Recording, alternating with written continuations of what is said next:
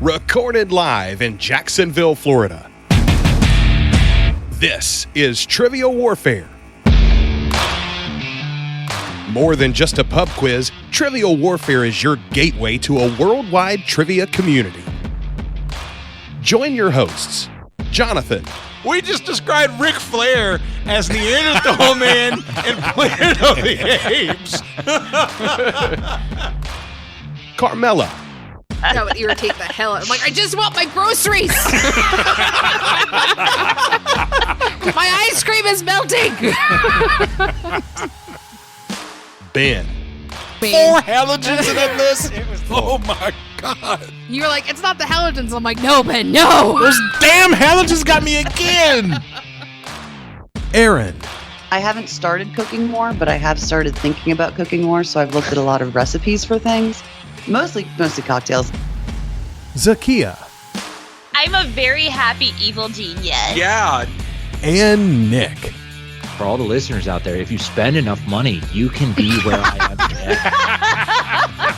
And the rest of the Trivial Warfare Army for another week of fun and games. Now here's your host, Jonathan Oakes. Hello and welcome back to another episode of Trivial Warfare. We are the podcast that takes the pub quiz out of the pub and brings it home to you. My name is Jonathan, and I am here today with the return of Ben Young. Hello, Ben. Good morning, everybody. Good morning. We are glad to have you here. Thank you so much. I am here today with Mr. Chris Hollister. Hello, Chris. I was just thinking, I think, Ben, this is like the first time you and I have both been on a recording in easily over a year. It's been a long time. Oh, yeah. Thank God we see each other on a regular basis, or I'd be like, who are you? Right. All right, but good to be back on, Jonathan. Good to have you here. We are here today with Mr. Nick Groves. Hello, Nick. Hello, Jonathan. Hello, Nick. Ben hosting with Chris and Jonathan on the show. This is the same, the guests aside, this is the same grouping that we had for my very first episode.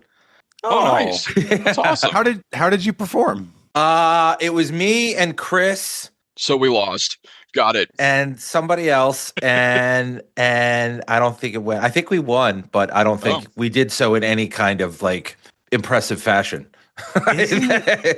Isn't it amazing how, like in this story, that was the first time you'd been on. So that means that was the first time we played together in any capacity at all. And how crazy is it to look back on it 6 years later or 7 years later and think, we didn't know each other when we had that first game at all. I know, right? Crazy. Right? I was just some a-hole that emailed you and started talking. I guess not a lot has changed. Guys, we have some awesome guests today, so I want to introduce them right now. First up, Megan Kane is with us. Hello, Megan. Hello, everyone. Woo! And Jeff Clear is with us. Hello, Jeff. Hi, Jonathan. Good morning to you. I hope that you are both doing well. I want to get to know each of you a little bit better. Megan, we're going to start with you. Please tell everybody where you're from, what you do, and something fun about yourself. Hello, I'm Megan. I'm from Macon, Georgia, and I'm a mechanical engineer, mainly in the aerospace industry. And my fun fact for today is this summer, I went on a road trip from Sacramento, California to St. Louis, Missouri in about six days. Whoa, was this? I bet that was fun. Was this a motorcycle road trip? It was not. That would be very painful. So what were you doing on this road trip? What was your goal or your desire? My sister was moving cross country, so I was helping her ferry one of the cars across the country, basically, and had to bug out a little early to make it back home for work and other things we had to do at home. Absolutely. But you were the hero then. It wasn't even your move. You were just there to help. True. It was just the cars. It wasn't the boxes, at least. We did make it to 4 national parks while we were on the way, too. So check which ones did you hit? List. We went to Great Basin, Wind Cave, Badlands, and the St. Louis Arch. That is so cool. Okay, help me with my geography, please. Are the Badlands in like South Dakota? That's the Black Hills. That's not. Where are the Badlands? Badlands are really close to the Black Hills. Okay. So Wind Cave is actually in the Black Hills. Mount Rushmore's around there, and then you go a little further east, and you're at the Badlands. In all of those, God, my geography is really poor. Northern Missouri touches southern South Dakota? Nebraska's Nebraska. in the middle. So you guys went up and then down. We did. Okay. Jonathan totally forgot about Nikki Bates. Yeah. I was trying to figure out how they went from Sacramento to Missouri and hit South Dakota, Chris. Look, I'm just saying you forgot somebody. So just saying. That sounds like an amazing trip. Megan, we're super glad you're here. Thanks. Me too. All right, Jeff, tell everybody where you're from, what you do, and something fun about yourself. My name's Jeff Clear. I'm from Hastings, Minnesota. I'm an elementary school teacher, back to 4th grade this year, which is good. It's kind of my wheelhouse. Something interesting. I couldn't think of anything great. I said this on a different podcast, so I apologize to people who listen to both. You can jump ahead. About a month ago, we went to the Renaissance Festival here in Minnesota, which I've determined now the best way to slow global warming is to have me stop going to Renaissance festivals because it is always the hottest weekend of the year. Oh, no. So, but my story was that my daughter and her friends all dressed up. So I said, okay, this year I'll dress up. And so I dressed up as Indeo Montoya and was going around. And towards the end, I was trying to find my daughter. We'd separated. So I was just, yelling around that I was looking for a 6-fingered man. And, and I actually found one. Whoa. Wow. He's no longer necessary? No, unfortunately, it wasn't the right 6-fingered man because he had 6 fingers total, not 6 fingers on one hand. Oh, so, but it was still. I thought it was still interesting that I found a 6-finger man, and he was excited to. Yeah, I had 4 on one hand and 2 on another, so it was. I mean, it's not the way I expected the story to go, but that was incredible. No, yeah. I think next year I want to take a friend who actually dresses up as the 6-fingered man, and we can just play a massive game of hide and seek at the Renaissance Festival. That'd be amazing. That would be fantastic. I'm willing to bet money that 6-fingered man you met was hoping he would run into an illegal money. Yes. Just praying for it. I remember, Ben, when we were at Dragon Con and we were walking the floor, and I think it was you and I who had this idea to dress me up, and we didn't do this obviously, but like in a future thing, to dress me up as Fezzik, because I'm in this crowd of people and I'm gigantic compared to everybody else. And I just felt like I needed to be able to part my arms and say, everybody, move. I mean, your resemblance to a French giant is pretty remarkable when you think about it. I mean, you're passable for him for real. Oh, my heart. I was going to say, Jeff, you need to make that a recurring theme where just every year you're a different character who's looking for another character. Yeah, I mean, like one year you're Nemo and you go with your father, and the next year you're I don't know, Moby Dick, and the other person goes as a sperm whale or something. It's just constant. That would be I'd be up for that because when you go to the Renaissance festivals, it doesn't change that much. The same acts are there every year, and they're good, but they don't they might add one thing. Yeah. So if you're a person who, I think that's why it's popular in Minnesota. They know exactly what they're getting year after year after year after year without any changing. So literally, there's change. Be the change you want to see in the world. Yeah, so that would make it more fun on my end. So, all right, guys, it is time to get this game going. Let's start with warming up, Chris. It's time to warm it up on Trivial Warfare today. And there's only one person who can warm it up for the TWA, and that's Chris. And sometimes Jonathan. So ironically, even though Chris is on the show, the warming up Chris is being brought to you by me. So deal with that. Your category for warming up Chris is let's get weird. Okay. All right. So here's how this is going to go. I'm going to give you a song by Weird Al Yankovic. And I want you to tell me whether the song is an original or a parody. That's brilliant. Okay. I love it. Good deal. All right. We're going to go clockwise on my screen. So we're going to start with Jonathan. Yes, sir. Jonathan, you get Addicted to Spuds. Parody of Addicted to Love by Robert Palmer. Absolutely Robert Palmer? right. I think Robert Palmer. Robert Palmer. You said it right. His name is Robert Palmer. Good. I got mixed up with some other Palmer at the same time. I'm like, uh-oh, did I say the wrong one? No, you're good. Nick, you get Amish Paradise. Amish Paradise is Gangster's Paradise by Coolio. Awesome. Now, for cool points, do you know what song Gangster's Paradise is based off of? I knew it at one point, and I could probably pull it if we had the time. But Jonathan, what is Stevie Wonder's Pastime Paradise? Yeah. Yes, absolutely. Chris, you're up next. Okay. You get Another One Rides the Bus. All right. That is absolutely a parody of Queen's Another One Bites the Dust. That's absolutely right. Jeff, you're up next. You get Canadian Idiot. That is definitely a parody of Green Day's Basket Case. Oh, no, wait, no, American Idiot. So there you go. Absolutely right. Megan, you get eBay. eBay? I don't know if I know that one. I want it on eBay. Oh, okay. So that's a parody. That's a hell of a clue right there. Yes, that is a parody. Good job. But tell me why.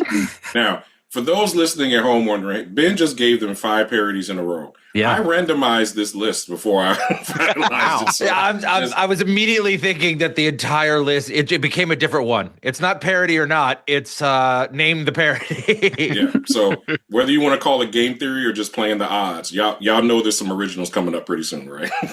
Okay. Right. All right. Jonathan, back to you. You get Gump. Gump sits alone in a boggy marsh. Yeah, no, it's Lump by Presidents of the United States of America. Absolutely right. Nick, you get Homer and Marge. I'm going to say that's not a parody. That's Homer and Marge is a parody of the song Jack and Diane. Okay. I haven't heard Homer and Marge. I don't think I have either. Jack and Diane was the first thing that jumped into my head, but I'm like, I don't think I've heard that. Yeah, I play tested this, FYI, with Lauren and Russ Robinson. Okay. That's not fair.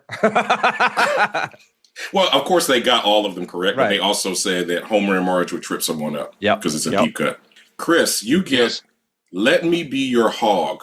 That is an original. It is an original. I first heard this song in the early 90s because it was on the UHF soundtrack. Mm-hmm. It's the song that's playing when his uncle is in the pool. When he's just chilling in the pool is, let me be your hog! What is going on right now? It's amazing. The problem is some of his originals could be, that they sound enough like whatever era he's going for that you're like, that could be. Yeah. Well, he also does stylistic parodies, so it's not a parody of a song. It just sounds like another song. Yeah, that's what I was trying to say. Yeah, I definitely noticed that as I was researching, and I try to stay away from those just because this is a warm it up question, and I don't want to stump y'all right off the bat, right? It's very kind of you. Thank you. Jeff, you're up next, and you get Another Tattoo. I'm going to say that's an original. Another Tattoo is a parody of the song Nothing on You by B.O.B. featuring Bruno Mars. All right. Megan, you get The Biggest Ball of Twine in Minnesota. The Biggest Ball of Twine of Minnesota doesn't sound like it's a song, so original? It is original. Good job. Good job. Yes, I love that song. He makes it sound way cooler than it actually is, by the way. Yeah, I haven't seen that. Jonathan, you get The Brady Bunch. This is from UHF, and I can't remember what it sounds like now, which makes it hard to say if it was a parody. Yeah, it's the Brady Bunch. It's the Brady Bunch. I think it is a parody. It is a parody of The Safety Dance by Men Without Hats. Yeah, that's... B-B-B-R-R-R-A-A-A. Now, something I want to share is I always hated this song, The Safety Dance, because I only knew it from the music video, which I thought was stupid. Someone introduced me to what was called the extended version of the song, which is 4 minutes long.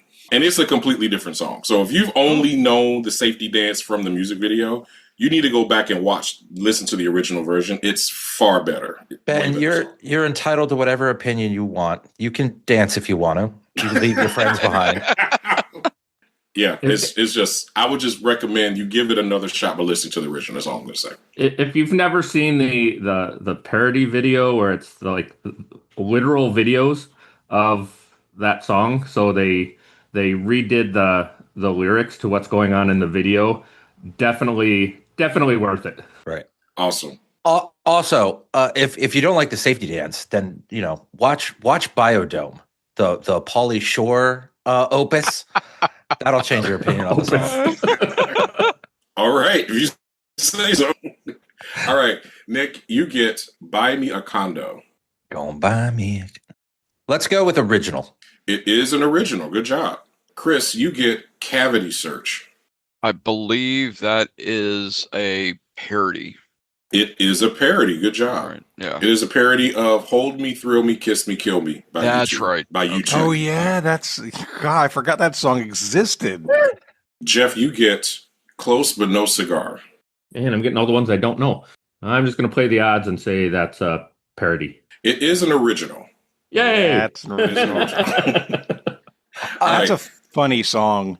That out of the songs that are his originals, that one's pretty funny. I really like it. Was Hold Me, Thrill Me, Kiss Me, Kill Me from a Batman movie? It was from a Batman movie. Yeah, from Batman Forever. It's Forever? Okay. All right, Megan, you get Dare to Be Stupid. I can see the others popping their heads because they know it. This is my personal favorite Weird Al song of all time. I'm going to guess it was a parody. Dare to Be Stupid was an original song. Okay. That's one of those stylistic parodies of the band Devo. Devo, yeah.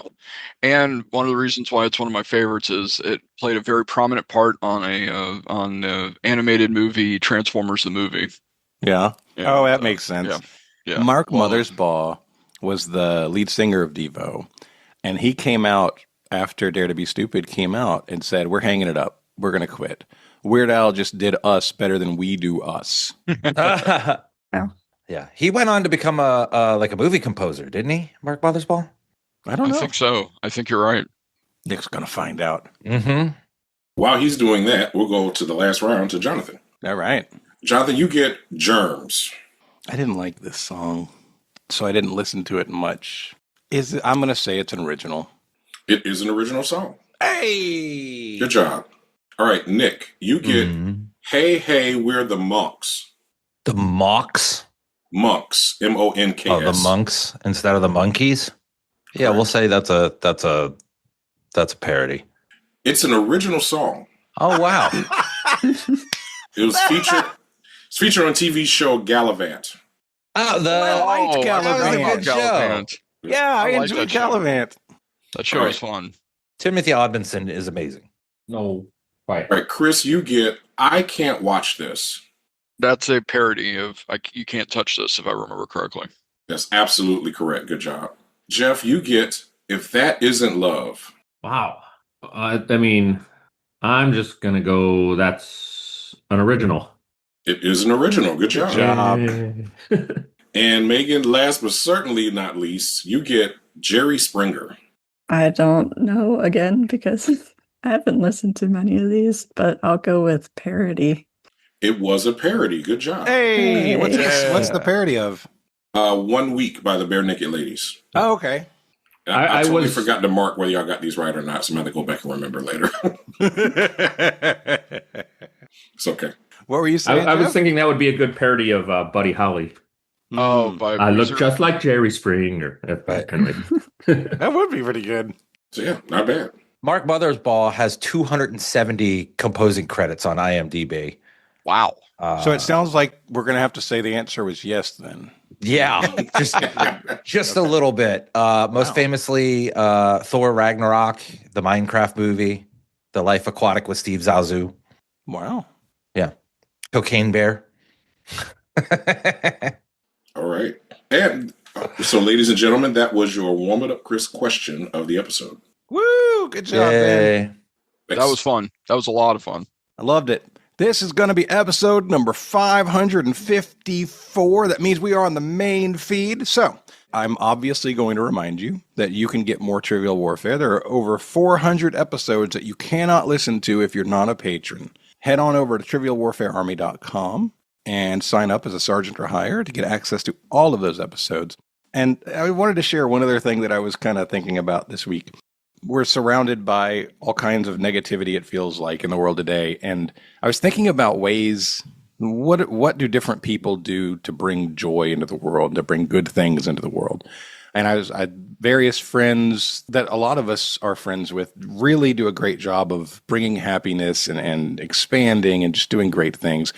And I realized that this is probably the biggest way that I bring joy into the world for me. Like the thing that I do the most that is bringing joy is this show. So I hope that you guys feel that way. I hope that you guys receive it in that manner. This is a lot of fun to do. It's obviously a lot of work, but it's a lot of fun. We love you all very much. And we hope that this is a bright spot in your week each week. Well, and Jonathan, I would thank you for doing that, because this show also got me into lots of other, podcasts. Yeah.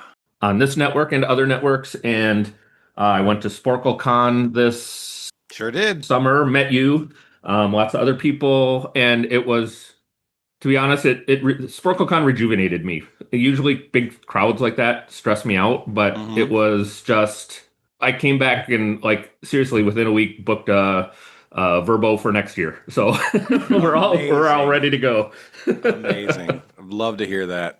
All right, guys, we're going to get started. This is going to be episode number 554.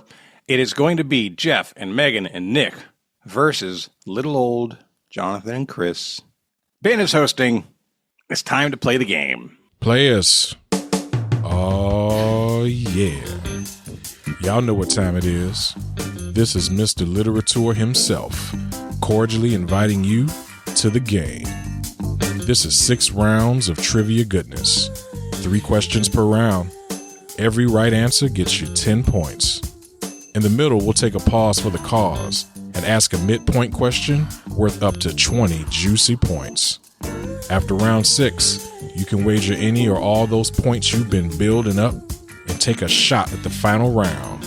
It's a series of theme-based questions we call the Gauntlet. It's just that easy, baby. But this game ain't gonna play itself, players. Let's get it on. I'm so glad that Jonathan and Chris are on the team together, because I get to call y'all something I haven't called y'all in a long time. Y'all are the team of Holl and Oakes. Holl and Oakes. I love it. I just love it. I love this opportunity. It's just, this day just keeps getting better. It's been a very long time since I've heard that. That's awesome. Love it. 1-on-1, I'm gonna play that game tonight. Anyway, all right. Okay, that's the Holl and Oakes song that came to your mind. Okay, that's not the Holl and Oakes song. That's the one that came to his mind. So I'm not judging. I'm just saying, it's you're not just saying. You're just saying. I'm not saying. I'm just saying. All right, round 1, question 1.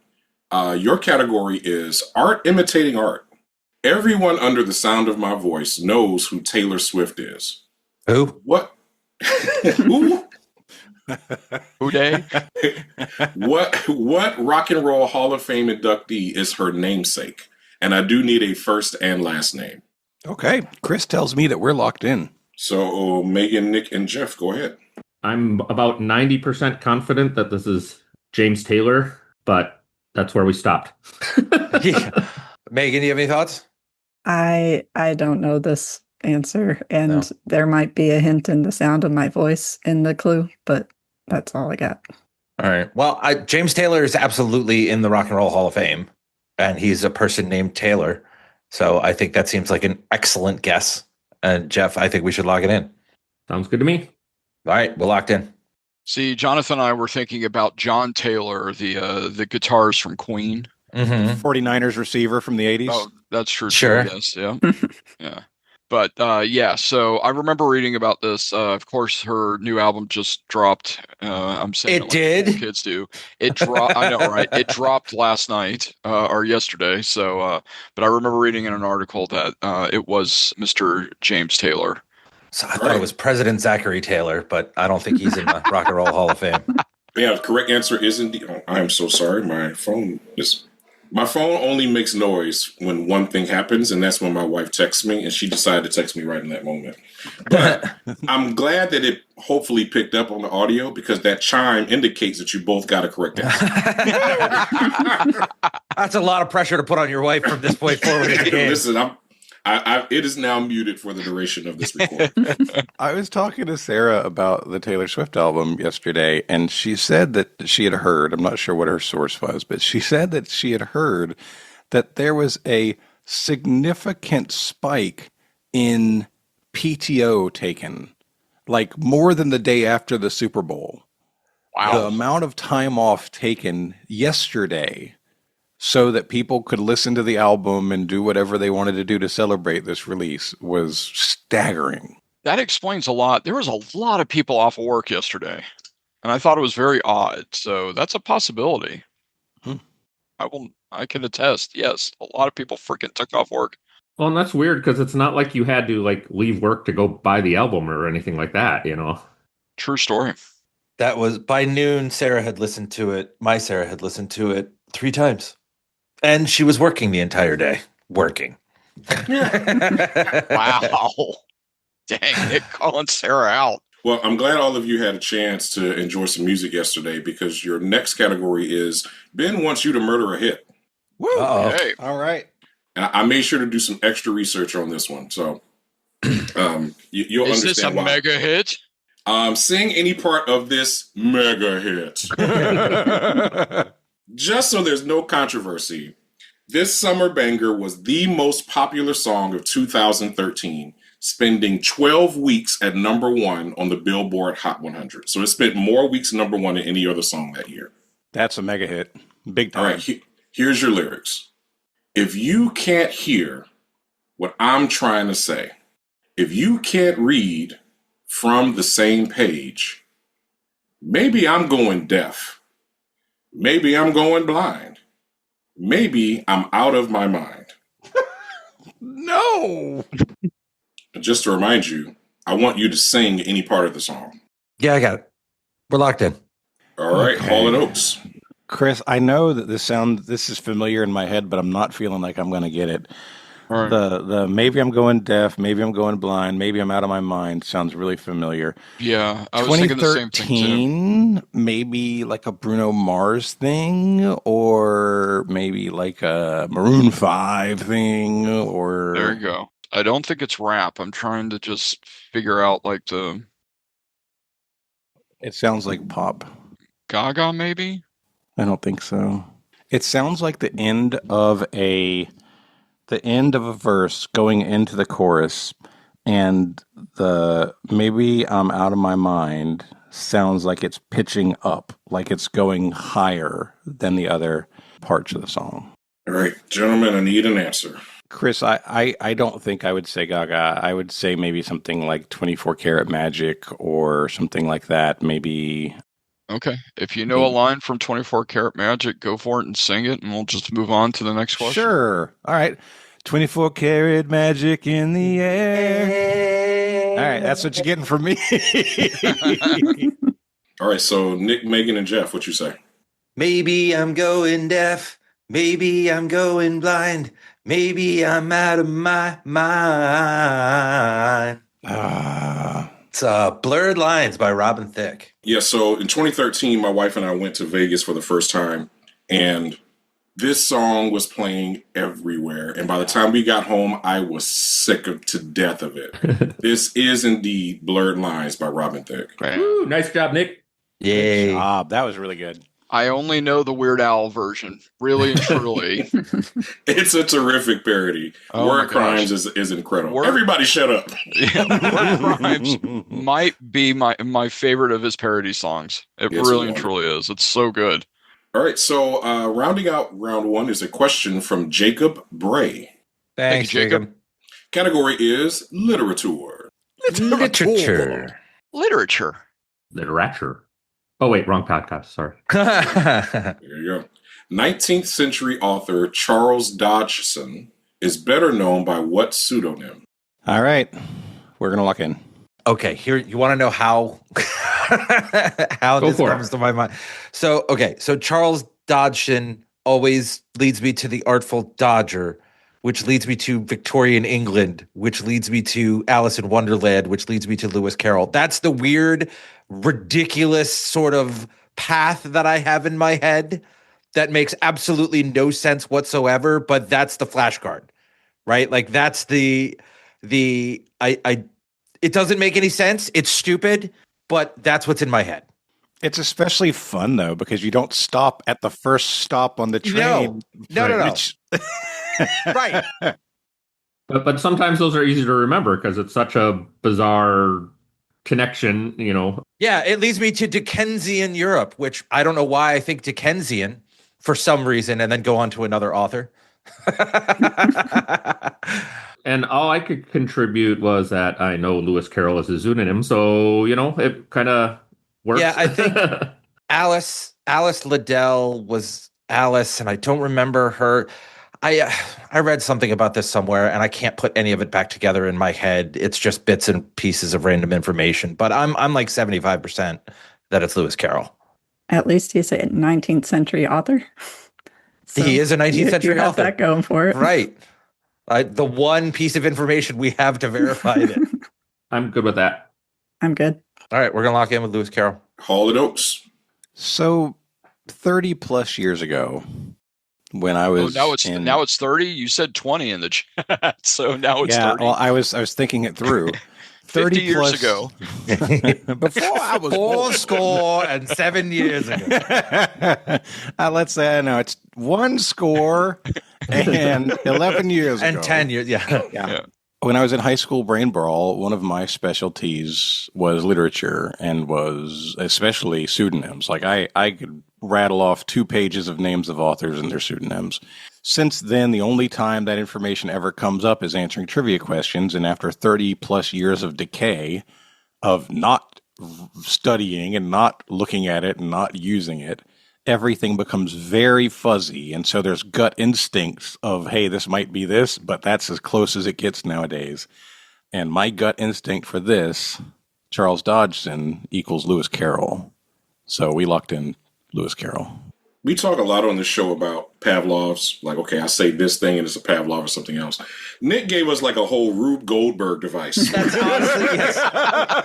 That's exactly what it is. It's a Rube Goldberg Pavlovian response. It's like, okay, the steam like causes the water to rise, which makes it cut the string, and then the marble has to roll down, and it lands in Lewis Carroll's lap. And honestly, that's how my brain works 90% of the time. There are never any direct pathways. Everything is a maze. What I love is you're like, hey, okay, so this reminds me of Charles Dickens. What author does Charles Dickens remind me of? Yeah, Lewis Carroll. Yes.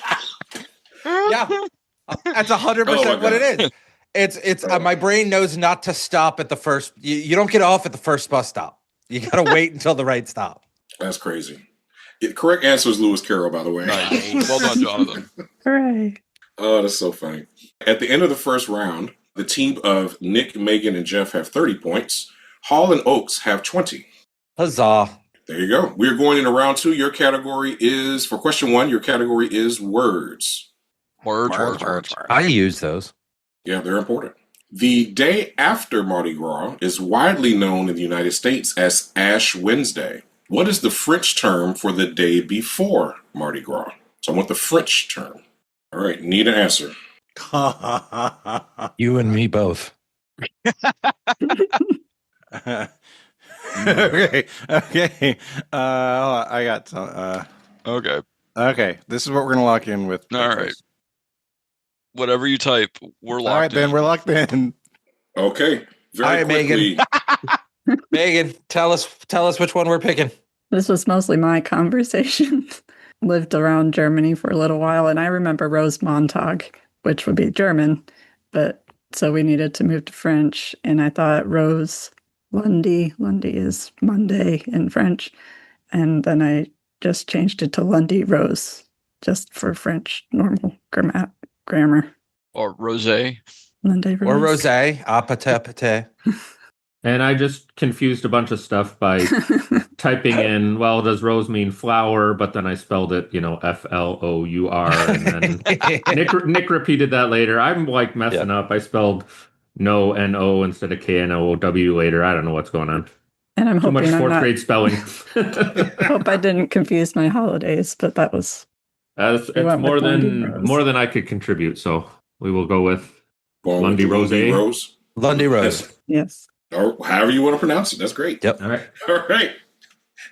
Speaking of pronunciations, Holl and Oakes, what did you say? Yes, this is all Jonathan here. we said, I shall talk to you a second time. Say that one more time. Ole Monday. I literally wrote down Holy Monday with a French accent. And I don't do a French accent. Okay. All I know is it sounds like you keep your tongue at the bottom of your mouth when you talk. So it's Holy Monday. Holy Monday. That's all I I just, if anyone out there is dealing with like allergies or chest congestion, listen to this show and you will laugh the congestion out. Like, just, this is a cure for the common cold. My goodness. So both teams locked in. So Mardi Gras obviously is Fat Tuesday, as French word for Fat Tuesday. Uncreatively, they decided that the day before Mardi Gras, which is Lundi in French, would be Fat Monday. So your correct answer is Lundi Gras. Oh. You said Fat Monday too, Jonathan. I did? No, I don't think I did. I thought you did. I was a little too close to Carnival in you Germany, said Holy. I guess. You said Holy Monday. Okay. Megan, you were closer than the rest of us. Yeah. Yeah. So 10 points to Ravenclaw. I was close to Cologne where they party hard there for Mardi Gras, but they do it on Monday, Rosenmontag for Germans. So If only I'd asked for the now German we know. term. Yes. Now we know. Round 2, question 2. Your category is Black History. All right. Right. In July 2025, Bubba Wallace became the first black driver to win a major race on what iconic track?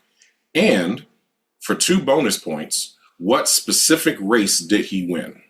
Oh, I forgot to give a shout out to the bonus brigade. Shout out. Okay. We're going to lock in. All right. So we started naming NASCAR races that we could name. Jeff threw out the Daytona 500. I threw out the Brickyard. Megan threw out Talladega.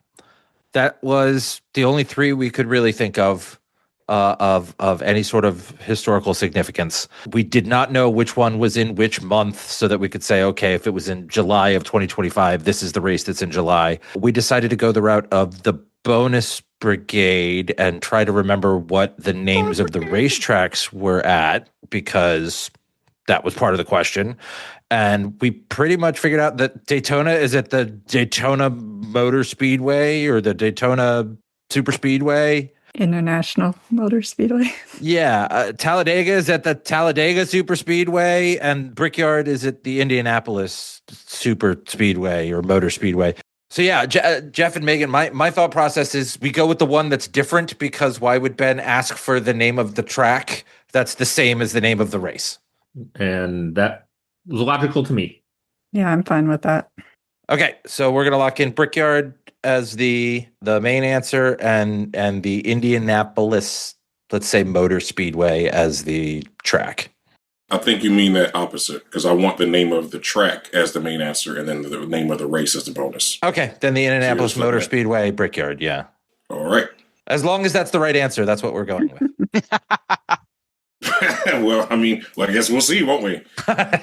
Yeah, Jonathan and I actually had a very similar conversation where we named the same 3 tracks.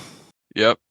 So we talked about Talladega. We talked about Bristol could have been it. There's a bunch of different ones, but for some reason it hit me with the Indianapolis Motor Speedway, because especially the way that he worded the question. And then also I know Daytona they do it twice. They do once, obviously, Pepsi 400. February. Yeah, they do the Daytona 500, which is in February, that kicks off the whole NASCAR season, for lack of a better term. Yeah, thank you. And then Jonathan's right. Then they have the Coke Zero 400, the Pepsi 400, whatever soda brand it is, 400. And that's usually in July. But I think they pushed it back this year so that Daytona is in the playoff series that NASCAR does. That's currently going on right now. And so that's why I didn't have a chance to say that, Jonathan, but that's why I was hesitant on it.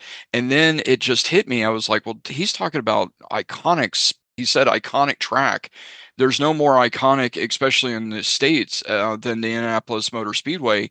And I remembered, of course, and I think it's in July, they have one race there, and it's the Brickyard. I believe it's the Brickyard now. I don't think they've sponsored it. I still think it's called Brickyard 500. Yeah, I still think it's the Brickyard.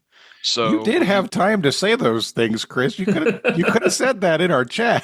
I'm a very slow typer. Don't judge me. I use these fingers. That's it. Oh no! You use your fingers to type on your phone. Your pointer fingers honestly, to type on dude, your phone. If you're typing like that, you need to switch to your phone because your thumbs will be faster.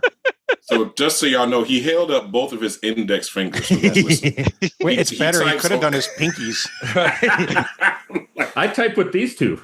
Yeah, the middle fingers. Yeah, okay. Absolutely. So yeah, all right, Stone Cold Jeff Clear. So we did end up going with the Brickyard 500 at the Indianapolis Motor Speedway. So yeah, indeed, Bubba Wallace did win the Brickyard 400 at the Indianapolis Speedway. I will give both teams credit for main and bonus. Yay! We'll take it. The way you wrote the question, I think Chris had an interesting point. You specifically did not say anything about NASCAR in the question and in terms of tracks and whatnot. It's just iconic track. And so that felt like that might lean towards Indianapolis as well. Yeah, absolutely. Well, but the name Bubba, you go NASCAR. Yeah, so. that's right. That was the tip. Well, and I thought Ben was going to go another way and ask asked who the two owners of Bubba Wallace's car is, and that's Michael Jordan and Denny Hamlin. So, and he went another way. Yep. Dang, Chris with the deep lore. Round 2, question 3. Your category is geography.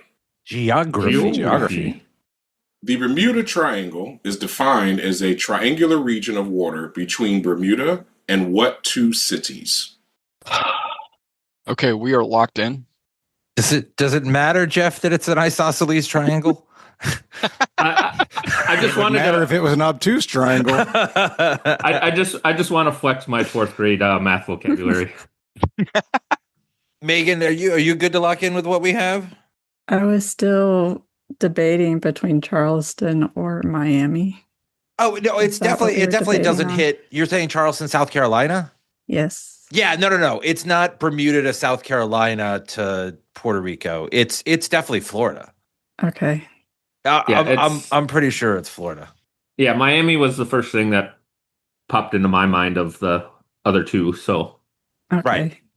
We can go with your answer. What did we do? Miami and San Juan. Yeah, are we going with my answer of San Juan and Miami, or are we going with Jeff's answer of Miami and San Juan? Well, your first, Nick, your first answer was John. Yeah. All right, so we'll lock in with Miami and San Juan. All right, Holl and Oakes. We have a different answer. Yeah. And we're crossing our fingers here. So I know for a fact that it is Miami for sure. I've looked at the triangle before, and obviously Bermuda is always right. And I do struggle with the third one, but we tried to work it out geographically. Chris believes that Bermuda is kind of north of Miami, up with a latitude with South Carolina-ish.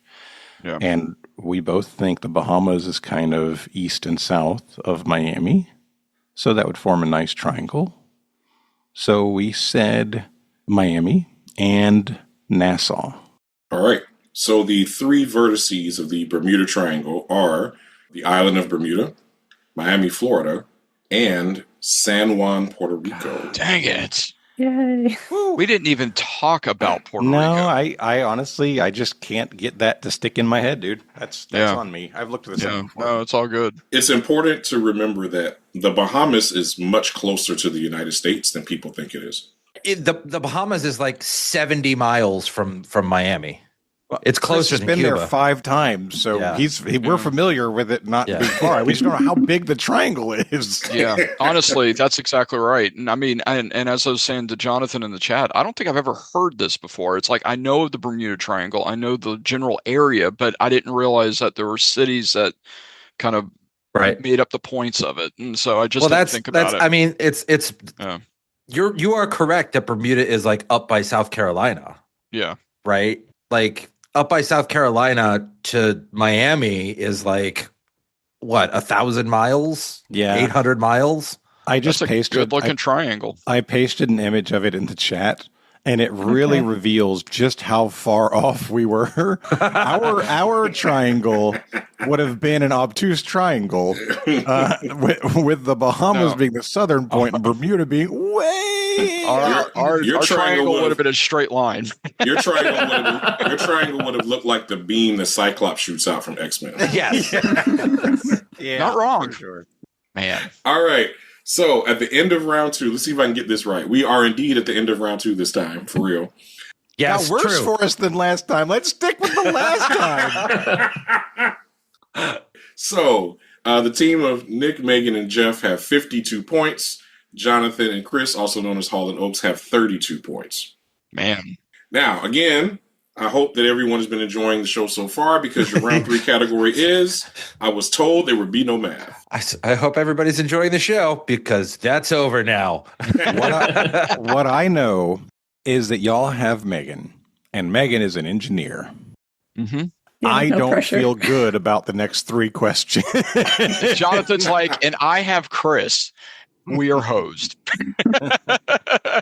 I have an 11-year-old who's taking algebra this year that I get to help with because Sarah said no. The financial advisor that does math for a living will not help her son with his math. That's amazing. Nope. All right. Round 3, question 1. Here's your question. What 17th century French philosopher is widely regarded as the father of analytic geometry? All right, we're locked in. All right, Chris. So philosophers who are big into math in the 1600s who are French. I cannot speak to the French part. I do know that Francis Bacon is around that time, and he was a philosopher who was big into math. Right. I know you're bringing up Descartes. He is absolutely a French philosopher. I don't know if he has any math on his resume. It might be right. I don't know what his time frame is, and I don't know if he's into math. Okay, I thought he was 1600, so that's one of the reasons why I brought it up. I'm feeling okay with that. The math part, I'm just not sure about. Yeah, and Francis Bacon sounds like an English name, but they surprise me sometimes. So we're either talking about Descartes or Bacon. Okay. Do you have any knowledge around this when you're bringing up Descartes, or is it just he's a guy in that time frame? Guy in that time frame that I know is French. Yeah. That's honestly, that's Okay. about it. And I know is a philosopher, but other than that, it's like he checks off a couple boxes, but it's that big important box that I have no freaking clue about. I'm in the same space as you with the alternative. I have a guy who's a philosopher who is definitely into math. I just don't know that he's French. Then I would rather go with the one that we definitely know is into math than the one that's not, we're not 100% sure it checks off that box. Does that make sense? You don't want to go with the one that was into being French? Nick, what would you choose? Yeah, exactly. I always have this theory in life. I've got a joke lined up, and I'm waiting for your answer to tell I it. always have a theory in life, Jonathan. Let me tell you that theory. Okay. When you can always go with bacon, go with bacon. Oh, so you would like to go on the basis of bacon being a desirable selection? That's factually correct, yes. Okay. For two reasons. One, because it checks off a couple boxes, and it's bacon. Mm-hmm. He himself, I don't believe, was made of bacon. Well, that's a horse of a different Just because people aren't trying hard enough. Anything's made of bacon if you try hard enough. Ew. I don't honestly, I don't think that's true. What does that mean? I wish I could give you a clarifying thing on why I think it's Descartes. But like I said, the only thing is I know he's a philosopher. I know he's French. I know it's around that same time span. If you think bacon is in that stuff as well, other than the possibly not being French part, I'd say let's go with bacon. It's so funny, Chris, because you're leaning my way and I'm leaning your way. Okay. Then you know what? I'm going to make the judgment call, and we're going to go with Descartes. Because I'm more comfortable with me being wrong than you being wrong. Oh, okay. Who's going to be more upset if they're wrong? Right. We're going No, Descartes. we're not. I'm not going to be upset. We're having fun. That's the important part for me. Right. We're So- putting So you're locking Descartes in with before the Dehorse. Yes. They're locking in with Descartes. Okay. Nick, Megan, and Jeff. I can't believe you didn't pick Sir Francis Bacon, Knight of the French Empire. Was he a sir? Yes. Oh wow. Okay, I didn't know that. I really didn't know that. Sadly, we had a very similar conversation. Descartes is when I think 17th century philosopher, I think Descartes. I don't know if there's a whole lot of math involved. But that whole Yeah. graphing system we have, that is called the Cartesian plane, Oh. named after Sir Francis Bacon, of course. Right, yeah. I would like to fly on the Bacon plane. Now Jeff brought up Pascal just after we locked in, and I'm like, oh no, Pascal is definitely a French mathematician from the 17th century. But is he a philosopher? But is he a though? philosopher? I We decided after the fact that he's probably not. So we said Descartes. So yeah, y'all got a lot of the flavor text I was going to hit here. Analytic geometry is also known as coordinate geometry, where you use integers on a plane to describe the shape of a graph or an equation. We also call that the Cartesian graph or plane. We're looking for Descartes. Good job. Yeah. Is cartography from Descartes? Is that where we get the word cartography? Oh wow. I don't know. Points on a. Yeah, that's possible. You're on a plane and you're pointing things out. So perhaps, Yeah. But is there snakes on that plane? Yes. I don't know, but we know who to call if there are. That would be jaxography if it's snakes on the plane. All right. Here's your second question in the math round. Arpad Ilo was a Hungarian-American physics professor who is best known for his development of a rating system used in what game? We're locked in. So yeah, Chris, I was pointing out that a couple of facts. I immediately said I think this is going to be chess for two reasons. I know that chess players are ranked by a rating system that's like 1,000 or 1,500, and I know that Ben loves asking chess questions. He's brought chess questions multiple times. We've learned quite a bit about chess through that. That makes the most sense to me. I'm not going to disagree with you because, again, there's not many games out there, board game wise or even video game wise, that are like measured in numbers and stats per se. But chess is absolutely one of those because they're very concerned about winning percentages. They're very concerned about the numbers of wins and losses. I do know that part. And so it makes sense that if they incorporated all that together to have one score. And also your thought process with the motivation behind the question, I'm good with it. So I think chess is the right way to go. And one other thing, this may be completely wrong, and I'm sure Ben is going to tell me if it is. Sebastian and I have been playing NBA 2K lately. One of us used the Cavs back in the late 80s, early 90s. And Craig Elo was on that team. Craig Elo's name is spelled EHLO. And Sebastian made a comment. He was like, what is Elo? Elo is like an acronym for something. It's like a something. If I'm not crazy, I think he came to the conclusion that it was for chess ratings. Like it was an Elo rating, an EHLO. I don't know if that's accurate at all, but that was a conversation that we had recently. So that also kind of fits. I kind of wish you started the conversation off with that. It would have saved us a lot of time. Where were you 5 minutes ago? My original logic wasn't strong enough. I would have brought it if I needed to argue. I'm just saying that sounds pretty dang good, man. So yeah, we said chess. I think ELO is Don't Bring Me Down, right? That's where that's the Electric Lights Orchestra. Yeah. So well, you know what, Jeff? Why don't you go ahead and talk about this? Well, just as soon as I heard rating system and game, chess popped into mind. I even missed the beginning of question. If I realized it was ELO, I would have been much more positive immediately. But like Jonathan said, I always thought it was an acronym for something. I've seen the ELO ratings, and a lot of times it's, for whatever reason, capitalized, like all three letters are capitalized, which I think is why I thought it was and they use it for lots of other games too, but chess was, the original. So we went with chess. Just for fun, I looked it up. I'm an 1180 and Jonathan's an 1120. So just throwing that out there. Yeah, because we know I'm a 3. We know had those ratings been the other way around, you would not have added that. No, never would have mentioned it. The only reason your number is as high as it is because of all the times you beat me. That's fair. Yeah, he did farm you for a while there. For sure.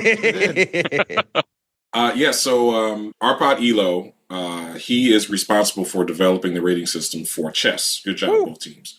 Yeah, I wondered this for a while. I never bothered looking it up, but like Jeff said, I have seen like Elo where all 3 letters are capitalized, but I've also seen it spelled traditionally. And I always thought it was an acronym for something, only to discover that it was just a dude that came up with it, and I'm going to name it after myself. All right, great. All right, your last question in the round of math. Here we go. Nick Elam, a professor at Ball State University, is the creator of the Elam ending, which sets a target score to declare a winner in lieu of the game clock. The first appearance of the Elam ending occurred in what sport? All right, 1 minute warning. All right, we're locked in. Okay. All right, Chris. About 30 seconds. It has to be a sport that has a clock. Lacrosse, polo, ultimate frisbee. We don't think it's basketball or football because we've never heard of it, right? Right, yeah. Any other, and we think it's collegiate because it's a Ball State professor. Yep. Any thoughts around clock-based games that they play in college?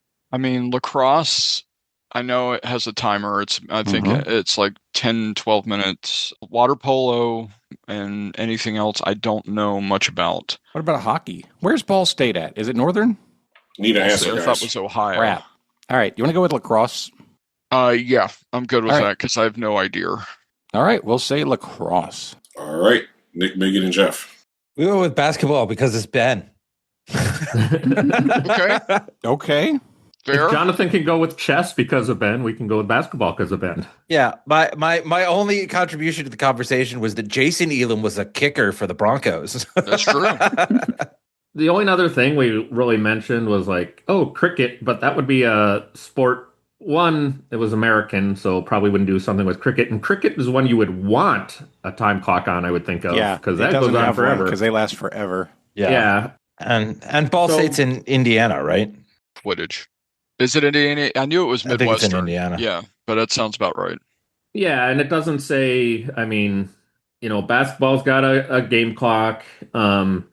And it doesn't say that this is really, this ending is used at all, but I could see how this might be something to actually speed up the game. Hey, first team to 50 wins or something like that might eliminate some of the, and who knows how old it is. It might have been before a time clock.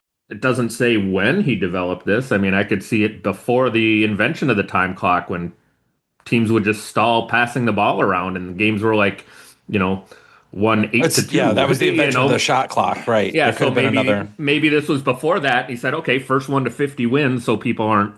So we don't need to reason out your answer, right? You're already locked in, right? We already reasoned out our answer. Ben asked the question. It's basketball. Yeah. All right, basketball. All right. Sorry. It's okay.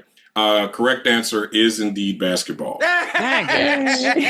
So this was premiered. This was invented like 2017. It's not used in the NBA, obviously, but there is a kind of a minor pro league called the Basketball Tournament. Oh, okay. And basically what happens is they play a normal game of basketball until 2 minutes left in the fourth quarter. And then based on the score, whoever's ahead, they add 8 points to that number. And whoever gets to that number first wins the game. So then if it's 82-80, the target score to win is going to be 90 points for that game. So the first team to get to 90 wins the game. Wow. It's actually a way to prevent teams that have a big lead from trying to like stall with like fouls and free throws and stuff like that. Like you want to actually play the game out. Wow. So, okay. I can't believe y'all got that right just based on, hey, Ben's asking the question. Let's go basketball. Nick is oversimplifying. I'm very much oversimplifying. We had a conversation. They follow the exact breadcrumb I wanted the teams to follow, which is I have no idea what this is, but it's an American professor, so it's probably a sport that's popular in America. Mm-hmm. He said the game clock. So this is probably a game that has a game clock normally, but they use this as an alternative. and you kind of reason yourself into, okay, this is a Midwestern university. Basketball is popular. Let's go with basketball. They followed the exact trail. Y'all were almost there. You had one more. You had to follow that Rube Goldberg one step further. Right, you're right. But I like stopping right after it's Ben. Honestly, I wanted to go Lewis Carroll. That's fair. you didn't stay on the train long enough. I got off at the wrong stop. All right. So at the end of the third round, the team of Nick, Megan, and Jeff have 82. Holl and Oakes have 52. Jeez. Here's your midpoint. The category is food and love. All right. All right. For 5 points each, name the 4 most planted crops in the United States by acres planted. And I can offer a hint if both teams want the hint. No. Okay. Oh, wait. No, Jeff took the 2 that I was going to give. Give us a hint. Too late now. I already started deliberating. All right. There you go. Ooh. You want 4 or 5? 5. 4. 4. What's 4? We're going to lock in. All right. Got about 30 seconds, Nick, Megan, and Jeff. All right. I think we're good with corn, soy, and wheat. Yeah? Yes. Okay. So then it's just the last one. And right now we're debating between animal crops and people crops. So like, is alfalfa for feed going to be the number one thing? I personally, I either like cotton or tobacco. I think cotton, I don't think there's a lot of places in the world that have the right temperature for cotton. And I think that the U.S. South is one of them. So I think that's a really good answer. Tobacco, Jeff, you threw out there, I thought was an incredibly good answer. I don't think animal feed crops are going to outproduce people crops. Need an answer, y'all. Okay. Want to go with cotton, Megan? Are you good with that? Cotton is good. Yep. All right. Corn, soy, wheat, and cotton. Jonathan and Chris, what you say? So one of the primary logic that I used, sharing with Chris and trying to kind of hold off on certain things, is Midwestern crops versus Southeastern crops, because those feel like the 2 biggest areas where crops are grown. And the Midwest has the much bigger tracts of land that are used for their crops. Huge tracts of land. They have huge tracts of land. In the same vein as you, we felt very good immediately with corn, wheat, and soy. And then we started talking about peanuts and watermelon and fruits. And we didn't talk about cotton and tobacco because I think part of me wasn't thinking of them as crops, but tobacco is not bad. Well, that and also he said food and love is the category. So it's a good point too, yeah.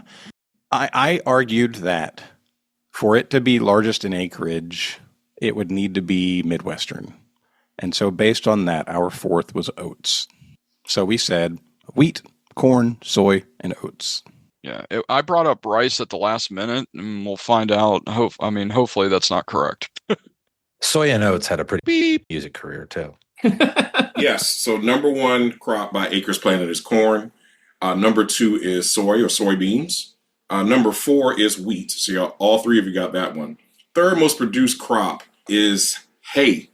Oh man! Huh. Hey. So it is an animal-based. Animal food. And I think if we had a little more time, Megan, you were on that with alfalfa. I think if we would have had a little more time to go that route. Yeah, the clue I was going to give is there are no fruits on this list, but y'all didn't name any fruits anyway. So there you go. You didn't even. We absolutely talked about it.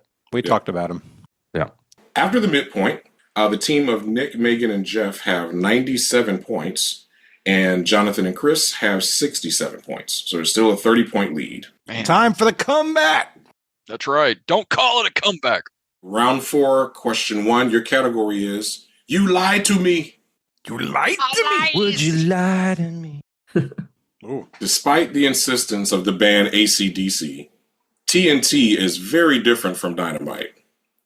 While TNT is an extremely safe compound to handle, the active ingredient in dynamite is what's highly unstable liquid. All right, we're locked in. 3, 2, 1. 3, 2, 1. Yeah. Wow, okay. All right, I'll count it down. 3, 2, 1. Nitroglycerin. That is correct. Good job, both teams. Good job, Ben, making the second half go faster than the first half. Thanks. As you say that, I'm about to read out the longest question of the entire show. The timing is impeccable. Yes, it is. Round 4, question 2. Your category is science. Science. In 1995, two Pittsburgh men robbed multiple banks at gunpoint without masks, but instead by smearing lemon juice on their faces, thinking this would make them invisible to security cameras. This incident inspired the research and publishing of what psychological phenomenon, focusing on the inverse correlation between perceived competence and actual competence. All right, I'm going to need an answer from both teams. All right, we'll lock in.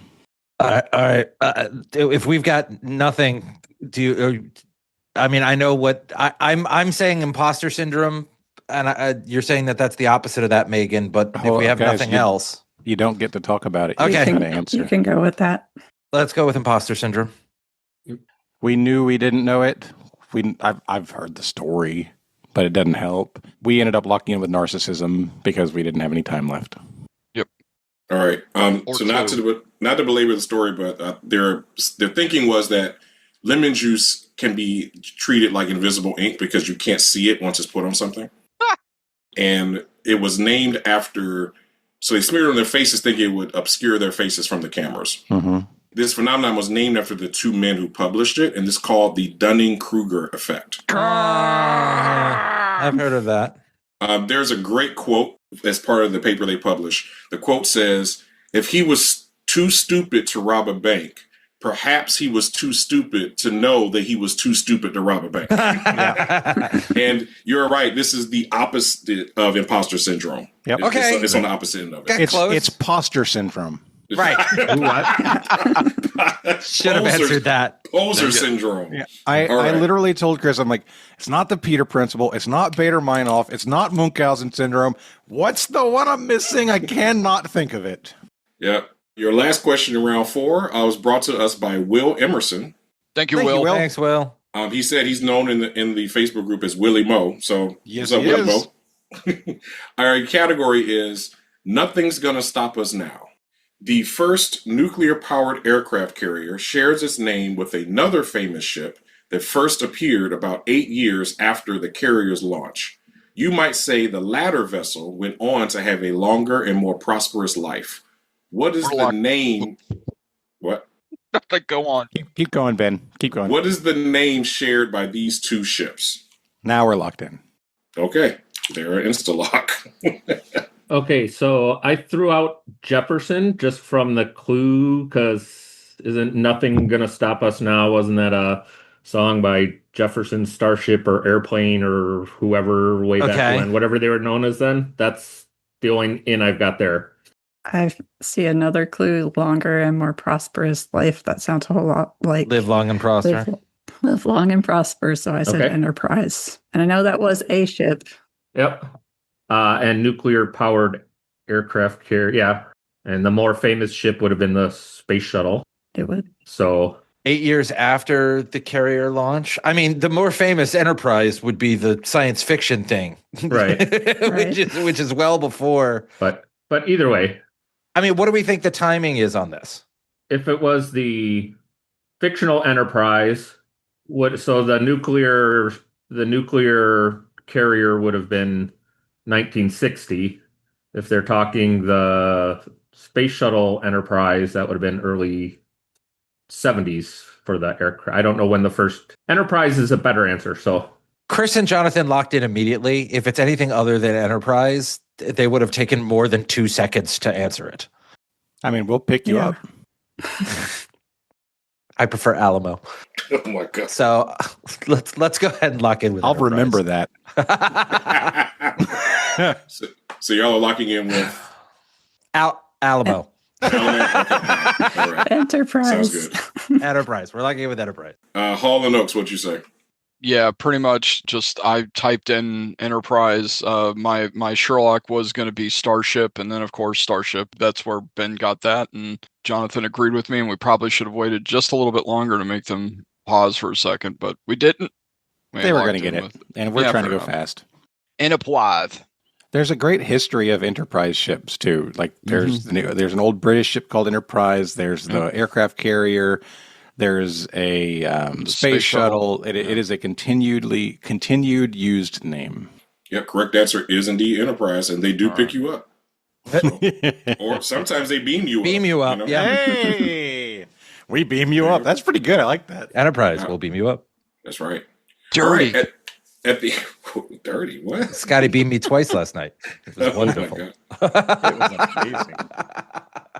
But it was Snotty, not Scotty. Now we're doing a Rube Goldberg of like, Yeah. we're on a whole different track now. Yeah. Have you ever noticed the shows with Nick on it always are twice as long as they should be? The shows Nick hosts are always done by 12:10. At the end of the fourth round, Nick, Megan, and Jeff have 117 points. Holl and Oakes are at 87, so it's still anyone's game. Round 5, question 1. Your category is business. Business. Money. Nunya. Money. What major U.S. airline was originally founded in Macon, Georgia in 1925 as the world's first aerial crop dusting operation? I have some meow meows for this one. Megan we got lives. meow-meows. That's exactly Megan what I was gonna lives say. in Macon, Georgia.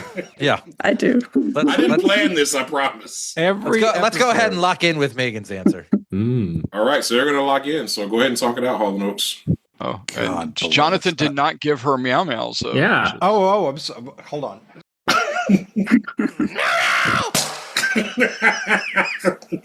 I can't believe we haven't used meow meows all game. I don't know. But major U.S. airline, there was Delta, which has a hub in Atlanta. Do they have a hub in Atlanta? Because I thought Delta was Dallas. Delta is Atlanta. Okay. That is their hub, their primary hub. You also have an airline called Eastern, which was around for a long time and eventually got picked up by somebody else. Yep. I have no idea who the first crop dusting operation was. Yeah. I mean, Delta makes sense with the area that you're talking about. Well, here's an idea for Delta. Delta refers to a point at the end of a river where, sometimes there's certain things that grow there, and perhaps you're crop dusting the Delta area. And so maybe that could be a reason why you give it the name. That's true. Hey, anytime I room with Ben, I crop dust him all the time. So there's Grandma's got the walking farts.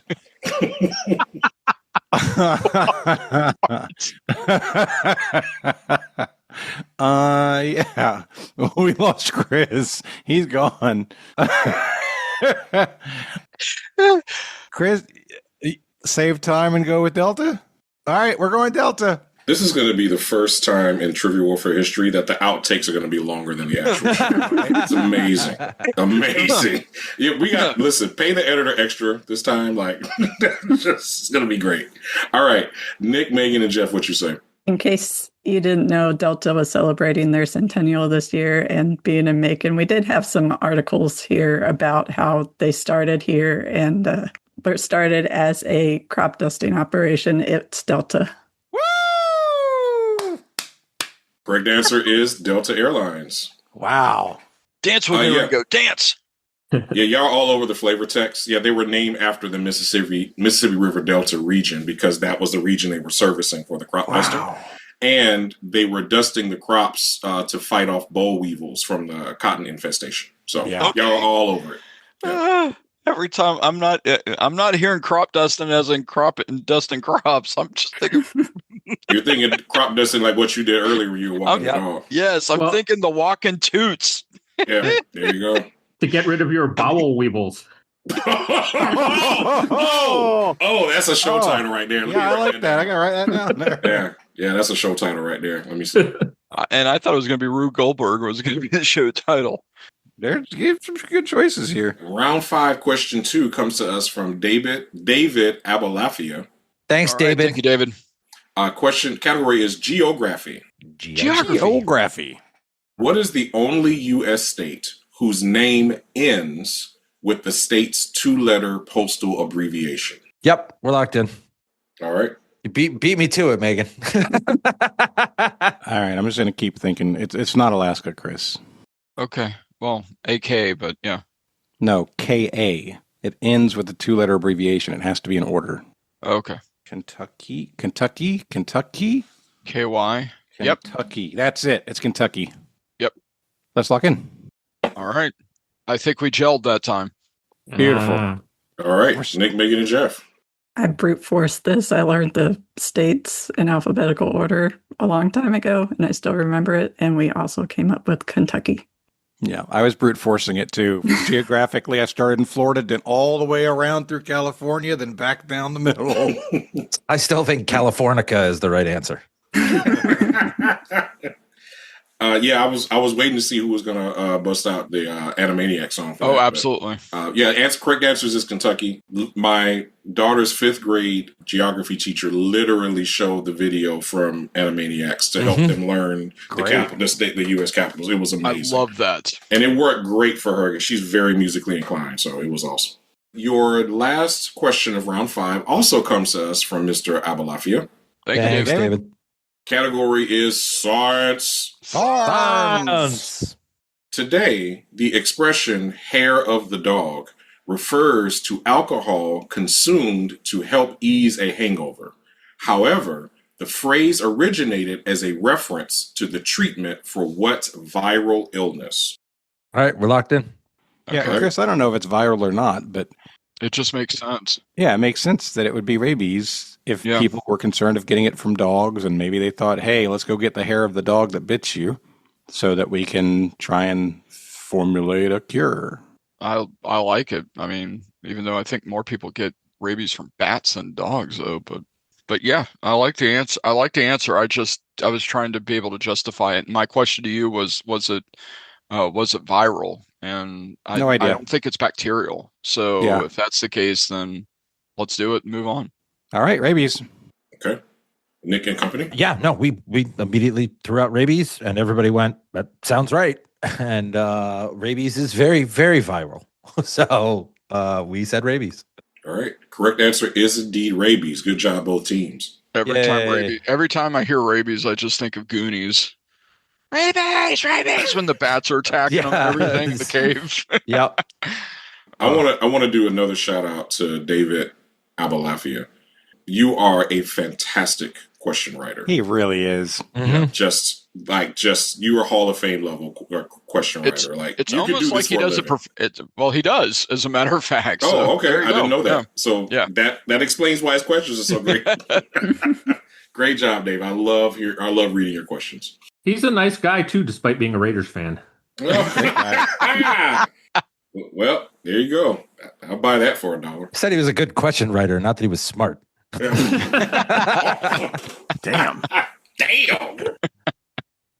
At the end of the 5th round, Nick, Megan, and Jeff maintained their 30-point lead. It is 147 to 117. Round 6, question 1. Your category is Holy Exclamation Batman.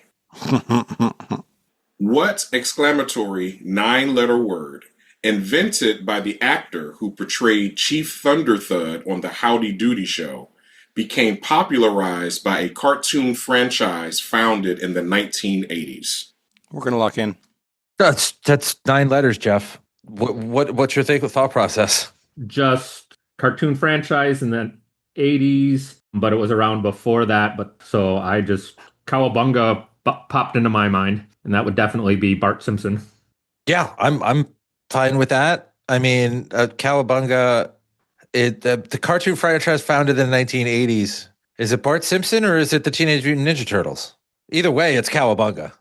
Yeah. I'm good with that. That makes sense. It's 9 letters. It's a exclamatory 9-letter word. It's going to take me forever to count all the other ones that I can think of. All right. Megan, you good with that? I'm good with that. All right. We're locked in with Cowabunga. She's like, I'm done with this question. I don't know. All right. Holl and Oakes. We both typed in Cowabunga at the same time. It's 9 letters. It makes perfect sense. It's Mikey and the Teenage Mutant Ninja Turtles made me aware of it in the 80s. So we Cowabunga'd it. All right. Yeah, correct answer is indeed Cowabunga. Cowabunga, dude. Jeff, I think you're thinking about I Carumba, which was Bart's catchphrase. Probably. That or Eat My Shorts. That too. That's also 9 letters. No. I don't know what school you graduated from. It's 10 letters. Close enough. I shot from the hip and I missed. Still wrong. Still wrong. All right. That would 11 be 11 letters, Nick. 12. Unless you're Eat My Short. I thought the question said somewhere between a 6 and 14 letter word. Round 6, question 2. Your category is historical resume. All right. So the way this question is going to work, for those who are new or not familiar with this, I'm going to read off 5 facts about someone from history, one at a time. Each team, I'm going to give you typically a minute, let's call it 45 seconds-ish, to decide if you want to lock in after I read that clue. The team that locks in with the correct answer with the fewest amount of clues will get the 10 points. If you lock in on the same clue, you'll both get 10 points. And if you lock in with the wrong answer, regardless of how many clues, you get no points. Everybody good? And may God have mercy on your soul. Yep. Yeah, which question is this? 5-3? This is round 6, question 2. Okay. I say we lock in with our Sherlock. Because there's only one more option. That's true, because the next one is, so. Right? So am I writing a Sherlock now for historical resume? Sure. It can literally be anything. Yep. That's what I was going to guess. Okay. Awesome. All right, good. All right, here's your first clue. I was created in San Jose, California in 1977 by the founder of Atari. I think we're going to lock in. Okay. Oh. Time's up, Nick. Move on. No. No, you got 30 seconds. Yeah, so we got to take a guess or hope they're wrong. The guy who founded Atari founded Chuck E. Cheese. Okay. If it was a character created in San Jose, California by the guy who created Atari in 1977, Chuck E. Cheese is an answer to that question. Okay, Chuck E. Cheese. Locked in. All right. Wow. Okay. Chris, we should have waited until Ben was saying time was up, and that way we could have locked in at the last minute. Yeah, and not given you the chance to tip onto that. We also said Chuck E. Cheese. Yeah, we've messed up on that twice in this game. But did you Sherlock in Chuck E. Cheese like we did? No. Did you lie about Sherlocking Chuck E. Cheese like they did? Yeah. I spelled it wrong. I'm going to read the rest of the clues for the audience. Please. So the second one is, my creator's purpose for me and my establishment was to expand video game arcades to a wider audience. Beep, beep. Rat Casino. Funny enough, the third one is, I am based on a costume that my creator mistakenly thought was a coyote. Oh. The fourth one is, and this is what inspired my writing this question, entertainment is literally my middle name. I love it. Mm-hmm. Nice.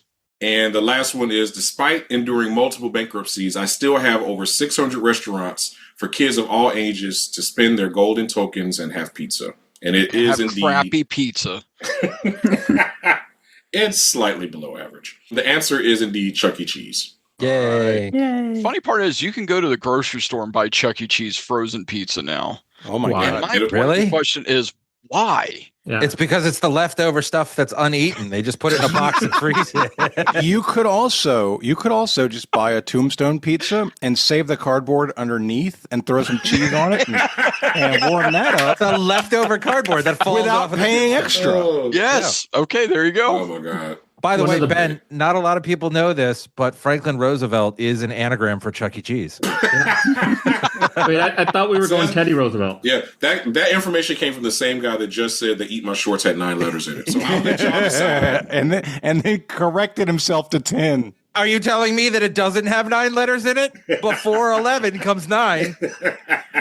So the best birthday party I ever had was at a Chuck E. Cheese where one of my friends had an uncle who owned a Chuck E. Cheese somewhere else. So my friend had this huge bag of tokens that weren't Chuck E. Cheese tokens, but worked at Chuck E. Cheese. Whoa. It was awesome. That was my birthday present. All these crappy games that I never did well on, I could play forever, man. What do you call awesome. those? It's not scabs. It's something else. There's a name for that, like fake quarters. I can't Yeah, remember. hold on. Tokens? Slugs. Slugs. That's it. Yeah. Yes. Thank you. Snails. So your penultimate question of the game is the showdown. All right. Now, those who are new, unfamiliar, this is how it will work. I'm going to give you a question that has multiple correct answers. The team that provides the most answers on that list will be awarded 10 points.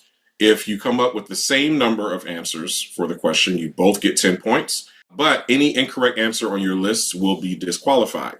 Now, Holl and Oakes, since you are trailing, You get to choose between two categories. You get sports or leisure. I say probably Leisure. sports. If I'm fine with that, sure. Let's go sports. Here is your sports showdown question. In June 2025, the Oklahoma City Thunder became the 7th different NBA champion in as many years.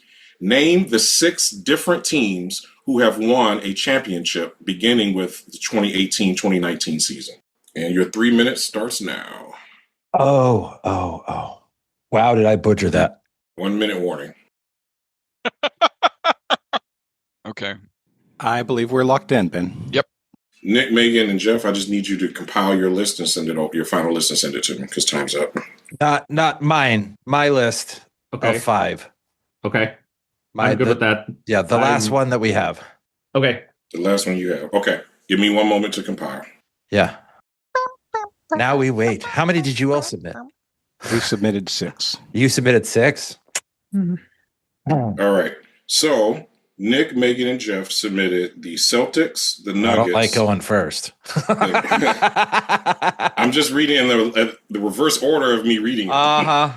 You said the Celtics, the Nuggets, the Warriors, the Bucks, and the Lakers. Those are all correct answers. Yes. I to be fair, we submitted the Nuggets. You also said. I too am a Nuggest. You also. I like a good chicken nugget. I don't even know what we're talking about right now. It's the most the Nuggest. Holl and Oakes, you submitted the same list with the addition of the Toronto Raptors, which is also a correct answer. So Holl and Oakes get the 10 points. Yes. It's been a while since y'all missed a question, and you didn't technically miss this one. Yeah.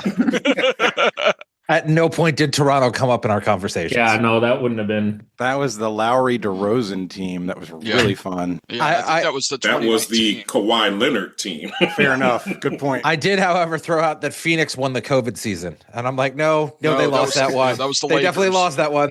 That was the Lakers. The Mavericks won it last year. No, they didn't. yeah, that's what I said. The Mavs won it last year, and I'm like, no, they didn't. All right. So going into our gauntlet, the team of Nick, Megan, and Jeff have 167 points. You played a fantastic game today. Holl and Oakes, you're no slouch. You have 147 points. So you have a 20-point lead going into the gauntlet. Your gauntlet category is We Will Rock You. You're confusing, Chris. Just Sorry the about steam. that. Oh, yours. I see. I think I see what you're saying. Yeah. Okay. Our wager is locked in. All right, we're good with that, Megan? Yeah. Yes. Okay, we're locked in. Okay. Here is your first question in the gauntlet of We Will Rock You. In 1964, Rocky Aoki founded what restaurant chain whose name is Japanese for safflower? We're locked in. Yep. Yeah, we're locked in too. Oh, you were waiting for the meow meow? So I was waiting for Chris to us? confirm his confidence. All right. Question number 2. Before he was The Rock, Dwayne Johnson won a national championship as a football player at what university? We're locked in. Another meow meow. Yeah. All right. Y'all Is can talk that you? Or is that you? I mean, he's a Hurricane. He played for Miami. He was probably on that 2000 or 2001 championship team. Or no, sorry, that's the wrong age. He was probably part of that 91 championship team. I'll trust you on that. Yeah, sure. No, he was a Hurricane. We're good. We're locked in. Here's your final question in the gauntlet. We Will Rock You. In the film Rocky II, Rocky halts his training for his rematch against Apollo Creed when his wife Adrian goes into emergency labor. Let me start that over. She did go into emergency later. Rocky halts his training for his rematch against Apollo Creed when his wife Adrian goes into emergency labor. Days later, during recovery, Rocky asks her if she wants him to call off the fight. She smiled and responded with a single word. What was that word? We're locked in. All right. It was something motivational. It wasn't no or please or sure or it was I want to say it was like kick his beep, but that's 3 words, not 1 word. So what's the 1 word equivalent of kick his beep? She said supercalifragilisticexpialidocious. Not according to Nick's wording. Okay, I threw out win, dominate. Win is good. I mean, I haven't seen Rocky 2 in, 30 years at least. So, win is the fight. I haven't seen it. I like win. All right, let's go with win. Good with that, Megan? Sure. I haven't seen the movie. Because Win that's what for we're the going to win. do when this is the right answer. Win for the win. I think Megan got real apathetic after the math round. Like, okay, I'm out. I'm done. My work is done here. I started getting ones right after the math round. Oh, there you go. I was completely wrong. 1964, Rocky Aoki founded what restaurant chain? Nick, Megan, and Jeff, what you say? That was Instagat. That's Rocky Aoki is Benihana. That was Meow Meows, all the thunder. All right, good with Jonathan and Chris.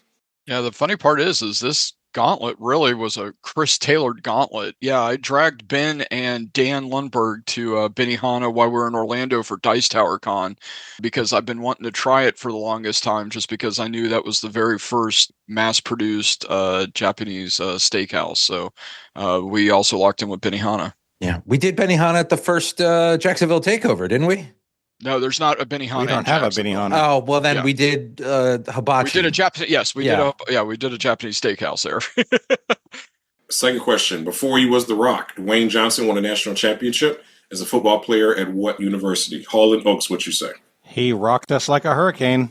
Yeah, he was a freaking hurricane. We said Miami. We said University of Miami. And Nick and company.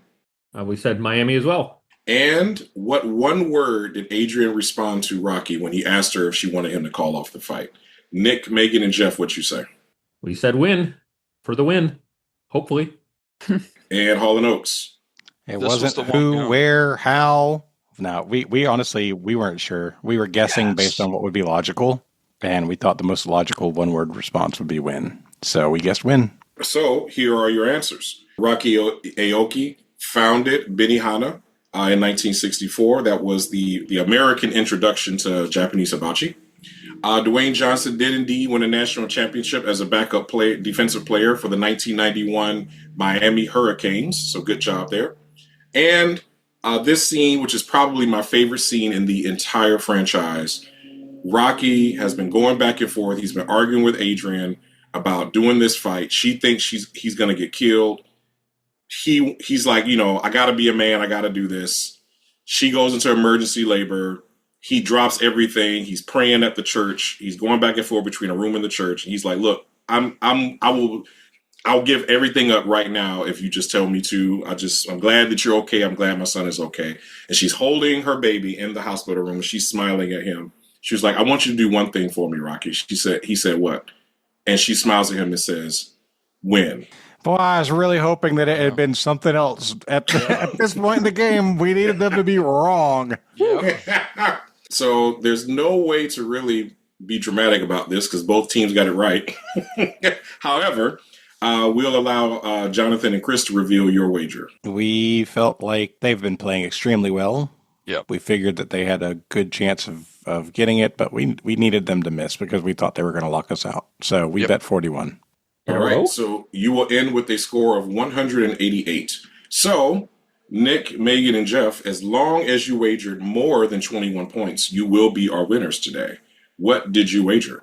We wagered, same logic. We both have been doing great. We had to assume they'd get it right, so we needed a lockout. So we wagered 128 points, if I remember right. Which now I'm disappointed we didn't go with Megan's bet because Megan bet 22. That was her number, and I wish we had gone with that number. Just to give it a little bit more drama. So, with a final score of 295 to 188, Nick Groves, Megan Kane, and Jeff Clear are our winners today. Yeah. Congratulations. Well done. Great game, y'all. Nice job, team. We played good, and y'all just kept your foot on the gas. Better. Yep. Just played a lot better. Yeah, this it played out weird because I tried to make the questions get progressively harder as we go, and I must have flipped it accidentally somehow. All the questions were before all the hard questions before the midpoint. That's why we started running low on time. So, You immediately started in round 4 with a 3-2-1, and then it was off to the races. All right. So again, if y'all wonder whether Ben is good at trivia or not, just know I still don't really have any idea how hard these questions are. Look, Ben, the way you have to look at this is Jonathan said we have to go faster in the second half, and you finished the second half in 51 minutes. Yeah, you did awesome. That was A+ behavior. Yeah. There you go. Yeah, maybe I'll do this every time now. Yeah. I put all the questions I think are hard at the end, and then be wrong again. That's fine. All right. Great win, y'all. Really good really, job. Truly. Good job. Well, before we go, we like to give everybody a chance to do shout-outs for pro causes that they care about. Megan and Jeff, you are today's winners. Megan, we'll start with you. Thanks for having me on. This is my first time winning, so this is a new experience for me. You're welcome. Congratulations. Yeah, thanks, Nick. Thanks, or shout out to my husband, AJ, for watching our son, Super Simon, for the duration of our podcast. And AJ. My call to action, support your libraries, and you might have a Friends of the Library near you. Ours does old book sales, so it's a good way to donate books, and then they sell them again for cheap, and it's a way to get hand-me-down books and fund the library at the same time. Love it. What a great cause. Thank you, Megan. All right, Jeff, over to you. I'm going to, first of all, shout out to everyone in the trivia community. Like I said at the beginning of the show, I met a ton of people at SparkleCon. It was awesome. Also like to shout out Scouting America, formerly known as BSA, formerly known as Boy Scouts of America. My daughter is in an all-girls troop, and it's been amazing for her. She started as the first girl Cub Scout in our town, and just the leadership skills that she's been learning, and I've just seen her grow in confidence and everything. And it gets the kids outdoors or Girl Scouts. It just really depends on what's available, and some Girl Scout troops do great getting outdoors. Some focus more on cookie sales. But either organization is awesome. Get your, if your kid loves being busy, and especially when they get to the older levels, you don't have to do it all with them. So they're. Is she going to get to her eagle? Is she going to go all the way? Hopefully, but Okay. It's really, I'm not pushing her. It's really up to her. I mean, I know she's going to stay all the way through because she loves it. And, that's to me more important than, she can. Yeah. So, Nick is only asking because he wants to put pressure on her to keep up with him. okay. No, honestly, it's great for your college resume. Oh, definitely. That's the best part. Definitely. All right, guys, that is going to wrap us up. So for Megan, for Jeff, for Nick, for Chris, and for Ben, my name's Jonathan. This has been episode number 554 of Trivial Warfare, where it's not just trivia, it's war. Bye, everybody. Bye. Have fun storming the castle. Bye. Chris, make sure you take care of those bowel weevils.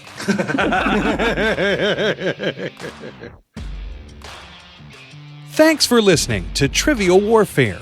Be sure to check out the revamped trivialwarfare.com as your one-stop shop to submit questions, join the community, and get access to over 150 archived episodes. Warm It Up was written and performed by Matthew Stevens. This episode was edited and produced by me, Joel Sharpton. For help with your podcast, visit propodcastingservices.com.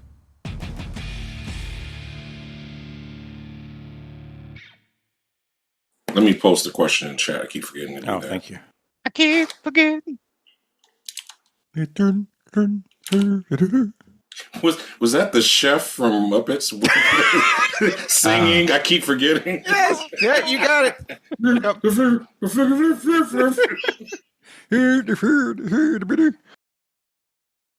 Let's get his head.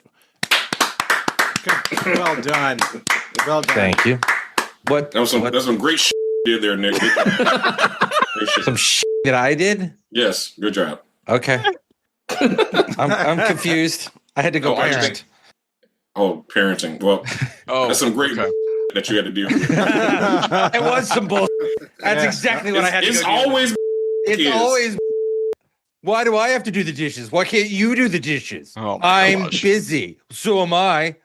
How they're busy at that are age. you guys? Yeah, you don't actually work. You're not busy. I'm sorry I'm breaking up your 9 hours of gaming today with one 5-minute chore. Your kids are already awake. they just got up. I guess you're an hour ahead, so yeah, mine are still. Mine's still in the bed too. Don't worry about it. At the end of the second round, the team of Nick, Megan, and Jeff maintain a 10-point lead. It is 42-32. Okay. All right. Round 3. I hope that everyone is enjoying the show so far because the entire round 3 is in the category I was told there would be no math. Yay. The whole Wow. Okay. You get 3 math questions in a row. I will never be asked to host ever again. Jonathan, the best way I'm going to be able to help you out is I'm going to go get a snack. All right. Okay, And hold on a second. Don't count yourself out until you hear the questions. Hold on, I've got a question. Yes. Did I miss a question? Are we done with round 2? Yeah. You are correct. So we need to like scratch all that because yes, there is one more question in the round. Oh, well, we just got excited. That's all. Just sometimes that happens. Don't judge us. I think we're going to 5 questions. Let's do round 3, and then we'll go back and do. Our editor would quit.